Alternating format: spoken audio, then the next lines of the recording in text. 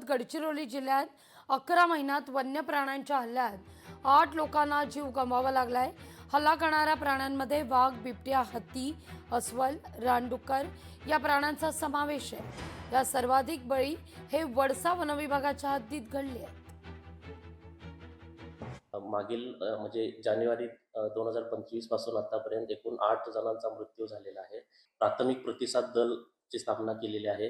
म्हणजे स्थानिक गावातील युवक, तसेच वन कर्मचारी, वन रक्षक, वनपाल पासून ते सहाय्यक वन संरक्षक पर्यंत जे क्षेत्रीय कर्मचारी आहेत त्यांची टीम बनवून त्या क्षेत्रामध्ये त्यांना पाठवलं जातं आणि गावकऱ्यांना शेतामध्ये किंवा काम करताना त्यांना आवाहन केलं जातं की वन्य प्राण्यांचं अस्तित्व असल्यामुळे आपण या भागामधून सायंकाळ होण्यापूर्वी किंवा पहाटे लवकर आपण या कार्यक्षेत्रात आपण काम करू नये, मनुष्य व वन्यजीव यांचा संघर्ष टाळता येईल। लोकशाही मराठी ऐका, पहा, जागरूक रहा।